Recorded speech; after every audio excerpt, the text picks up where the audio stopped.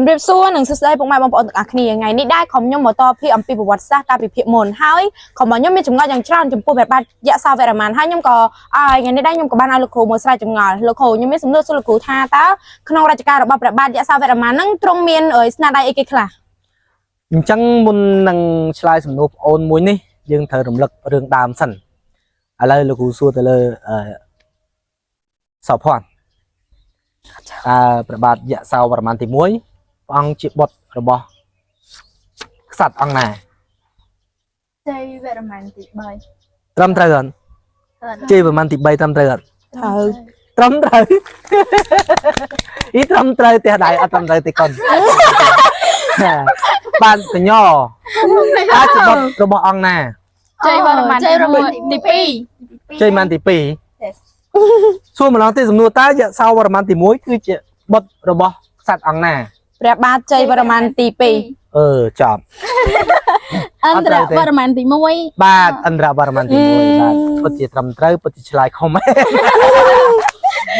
អញ្ចឹងអូនមើលអញ្ចឹងព្រះអង្គគឺជាឥឡូវអូនចាណាតើព្រះបាទឥន្ទ្រវរ្ម័នទី1ត្រូវមកជាមួយជ័យវរ្ម័នទី2ត្រូវពូក្មួយបាទជាក្មួយរបស់ព្រះបាទជ័យវរ្ម័នទី2អញ្ចឹងអត់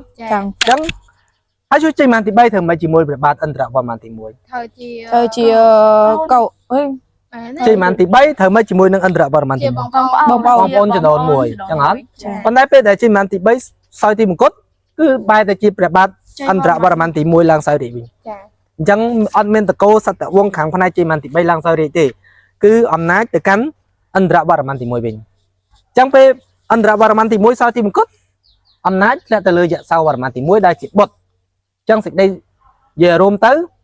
យក្សសាវរ្ម័នទី1គឺជាបុត្ររបស់ព្រះបាទឥន្ទ្រវរ្ម័នទី1ក៏ទុកយកអត់ចាំដល់ពេលវគ្គក្រោយសួរអត់ចេះទេខ្វះគេអត់កាត់ចេញទេគឺសួរអញ្ចឹងបងសួរឆ្លើយអញ្ចឹងបែបអញ្ចឹងអត់កាត់ចេញប្រាប់ហើយអញ្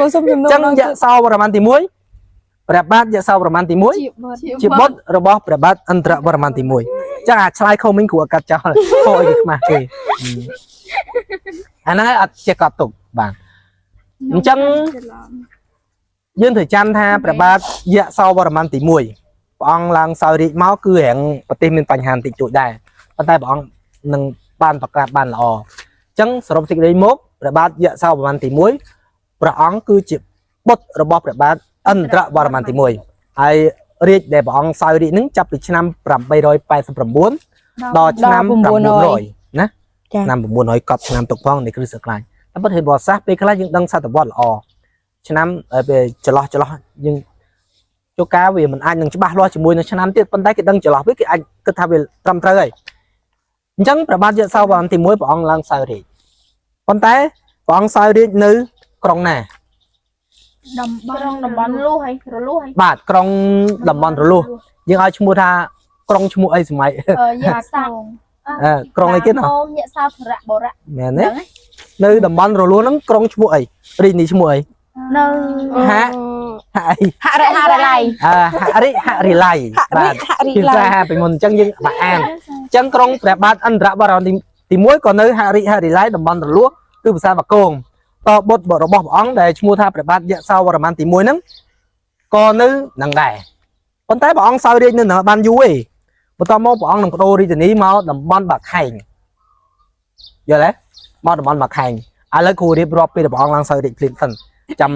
តិចទៀតលោកគ្រូនឹងរៀបរាប់អំពីការបដូររាជធានីនៅក្នុងរាជព្រះបាទយក្សសាវរ្ម័នទី1យើងធ្វើ2ភាគទៅដោយសារច្រើនចាំការកសាងព្រះអង្គចាំយើងនិយាយភាគក្រោយឥឡូវនិយាយពីប្រវត្តិព្រះអង្គសិនទៅអញ្ចឹងពេលព្រះអង្គសោយរាជភ្លាមគឺនៅក្នុងប្រទេសជាតិយើងនៅសម័យហ្នឹងមានវឹកវរបន្តិចតួចដែរហេតុអីដោយសារមានការច្រណែនរវាងរាជវង្សឥឡូវយើងថយក្រោយបន្តិចមើលធម្មតាជ័យវរ្ម័នទី2ព្រះអង្គសោយទីមង្គតមិនបុត្រព្រះអង្គគឺជ័យវរ្ម័នទី3ចា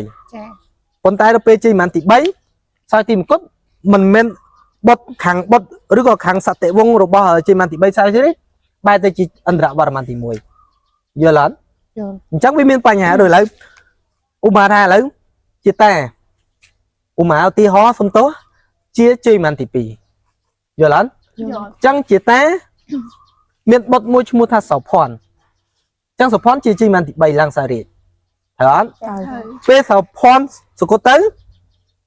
bay tới chia mình côn rồi bỏ sầu phòn đứa có sai sạch tiệm vô rồi bỏ sầu phòn đại chia ở chăn thưa nó lang sao đấy bay tới chia bóng ôn cho đốn môi rồi bỏ sầu phòn cho mua đào ban lang sao đến chẳng số tha chăn thưa khăng lận ខឹង ចឹងខឹង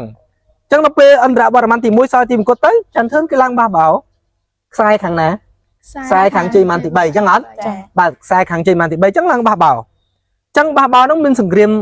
មួយឆ្នាំ2ឆ្នាំដែរធ្វើសង្គ្រាមនៅឡើងបឹងទលេសាបហ្នឹងអញ្ចឹងក្រោយព្រះបាទយៈសោវរ្ម័នទី1ហ្នឹងបង្ក្រាបបានចឹងព្រះអង្គនៅសោយរាជដែរបង្ក្រាបបានបន្ទាប់ព្រះអង្គបង្ក្រាបបានហើយមានចោលស្លៀនពៀនពួកចាមពួកចាមមកស្លៀនពៀនបន្តទៀតប៉ុន្តែបេះបោះហេចាមនៅគៀនដៃយើងហ្នឹងពីមុនចាមជួយស្លៀនពៀនស្រុកខ្មែរអាបេះបោះហើយព្រះអង្គក៏ដេញទៅវិញអញ្ចឹង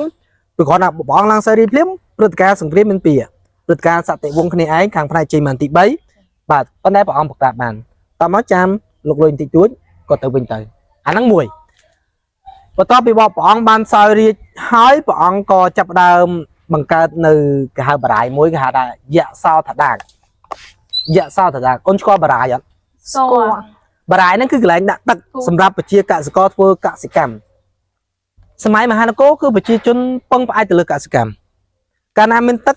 គឺប្រជាជនធ្វើកសិកម្មបានល្អមានការរីកចម្រើនមានរបស់ហូបចុកសពបែបយ៉ាងយល់អត់អូនយល់ពីនយោបាយហ្នឹងនយោបាយទឹកហើយជួបបើយើងធ្វើស្រែឲ្យមានទឹកតើយើងអាចទៅរួចអត់អញ្ចឹងបានប្របាទយៈសោវរ្ម័នទី1ព្រះអង្គបានបង្កើតឬក៏ជីកបរាយមួយឈ្មោះថាយៈសោតដាក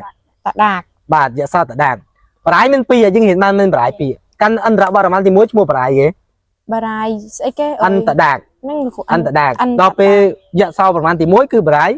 យៈសោតដាក ចា៎ ប៉ុន្តែអូនមើលសម័យអង្គរគឺពឹងផ្អែកទៅលើទឹកហ្នឹងហ្មងទឹកធ្វើស្រែចម្ការប្រទេសយើងរីកចម្រើនអាស្រ័យលើបរាយកាលណាមានបរាយច្រើនបង្ហូរទឹកក្នុងឯកសាររបស់លោក David Chandler គាត់បាននិយាយថា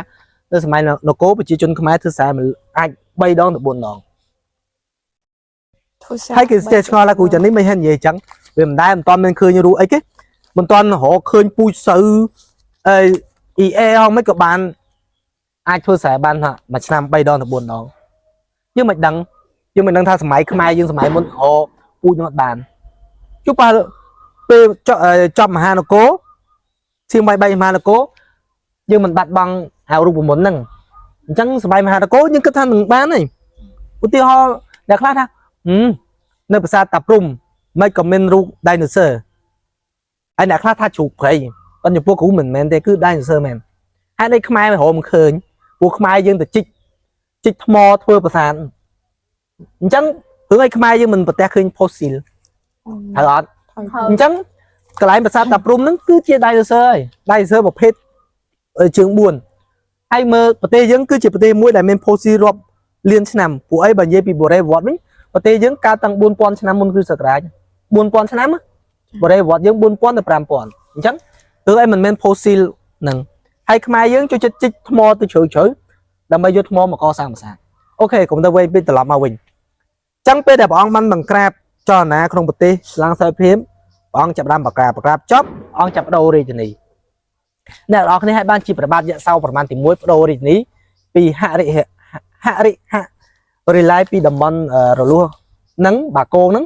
ទៅតំបន់បាខែងអ្នកនរនេះគិតនឹងខួរក្បាលមើលហើយដែលបានជាព្រះអង្គផ្លាស់ប្ដូររាជធានី ដោយសារតែហ្នឹងមានសង្គ្រាមអាចមាន សង្គ្រាមក៏ព្រះអង្គបង្ក្រាបហើយហ្នឹងសង្គ្រាមក្នុងប្រទេសហ្នឹង ដោយសារមានវិបត្តិកសិកម្មជាមួយបងប្អូនអត់មាន មើលចន្ទធឿនសាក់គិតមើលហេតុអី ដោយសារការចំណាយឈ្នានីសគ្នា អូខេមិនទេពួកអី មែនទេលោកគ្រូខ្ញុំគិតថានៅក្នុងវា ដោយសារតែទីតាំងភូមិសាស្ត្រ ទីតាំងភូមិសាស្ត្រអូខេត្រឹមត្រូវទីតាំងភូមិសាស្ត្រ ស្ពីនៅចិត្តចាមអីចឹង អូខេឥឡូវយើងយកចម្លើយហ្មងពួកអីចម្លើយយើងឆ្លើយមកធ្វើត្រូវបាទទីតាំងភូមិសាស្ត្រវាត្រូវនៅស្ដេចសម័យមហានគរអូនទៅចាំថាស្ដេចមួយឡើងសោយរាជស្ដេចនឹងត្រូវធ្វើប្រាសាទធំមួយហើយអត់ទៅចាំទី1គឺបង្ហាញពីឥទ្ធិពលរបស់ខ្លួនបង្ហាញពីអំណាចរបស់ខ្លួនស្ដេចសម័យអង្គរឡើងមកភ្លាមបង្ហាញពីឥទ្ធិពលអំណាចរបស់ខ្លួនគឺដោយអំណាចយ៉ាងម៉េចអំណាចពង្រីកទឹកដីទី1ទី2កសាងប្រាសាទរាជគេហៅប្រាសាទលួងមើលអូនគិតថយក្រោយទីព្រះបាទឥន្ទ្រវរ្ម័នទី1ព្រះអង្គកសាងប្រាសាទអីគេបាគងហើយអត់បាគងឃើញប្រាសាទធំមួយធំមានជារាងពីរ៉ាមីត កំពូដូចវិមានឯករាជ្យចឹងចឹងដល់ពេលកូនព្រះអង្គបុត្របងឡើងសោយរាជព្រះអង្គអត់ទៅធ្វើប្រាសាទនៅគៀនព្រះបិតាទេដោយសារព្រះអង្គចង់ឲ្យលើសព្រះបិតាទៅទៀតស្ដេចជាមួយពេលឡើងសោយរាជទៅចង់បង្កើតស្នាដៃឲ្យលើសព្រះបិតាខ្លួនឯងចង់បង្ហាញឲ្យរៀនថាខ្លួនខ្លាំងមានឥទ្ធិពលហ្មងអញ្ចឹងព្រះអង្គត្រូវធ្វើប្រាសាទថ្មីសម្រាប់ស្ដេចមួយឡើងមួយត្រូវធ្វើប្រាសាទមួយឧទាហរណ៍មើលសូរិយវរ្ម័នទី2ព្រះអង្គកសាងប្រាសាទអី ប្រាសាទ អង្គរវត្ត អង្គរវត្ត ឃើញអញ្ចឹងជ័យវរ្ម័នទី7ព្រះអង្គកសាងបាយ័នចាសូរិយវរ្ម័នទី1ព្រះអង្គកសាងអីគេភ្នំជីសូរព្រះវិហារគឺជាប្រាសាទធំៗសម្រាប់រាជព្រះអង្គអញ្ចឹងព្រះអង្គគឺបង្កើតស្នាដៃដាច់ក្រោយៗមកគឺបង្កើតស្នាដៃបានច្រើនមែនទែនអញ្ចឹងដល់រាជយសោវរ្ម័នទី1ព្រះអង្គក៏ត្រូវធ្វើចឹងដែរព្រះអង្គត្រូវដូររាជធានីទីតាំងរបស់ខ្លួនដើម្បីទៅកសាងប្រាសាទធំមួយ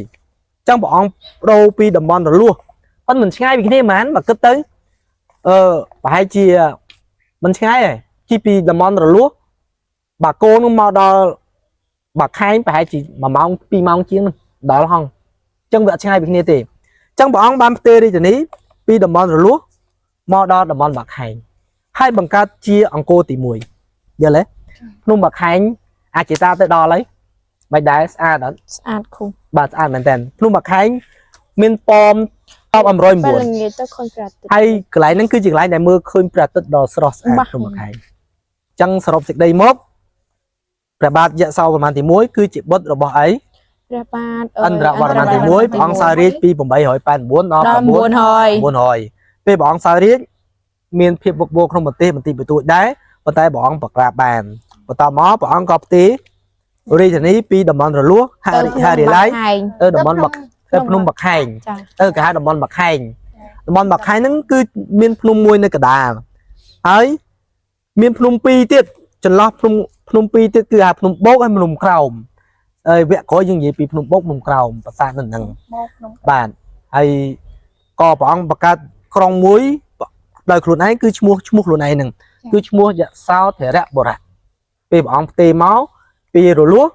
មកតំបន់បាខែងក្រុងហ្នឹងឈ្មោះថាយសោធរៈបុរៈយល់ ចា អញ្ចឹងយើងនឹងជួបគ្នានៅវគ្គបន្តទៀតអំពីប្រាសាទអំពីការស្នាដៃរបស់ព្រះអង្គហើយនឹងអំពីជំលោះសត្វតវងបន្តទៀតរវាងកូននិងពូនឹងប្អូនរបស់គាត់ណាដែលជាជ័យវរ្ម័នទី4ហើយនឹងកូន2នាក់ទៀតឈ្មោះថាហសវរ្ម័នទី1ហ្នឹងឥសានវរ្ម័នទី2អញ្ចឹងយើងជម្រាបលាពុកម៉ែបងប្អូនទៅជួបគ្នានៅវគ្គក្រោយ បាយបាយ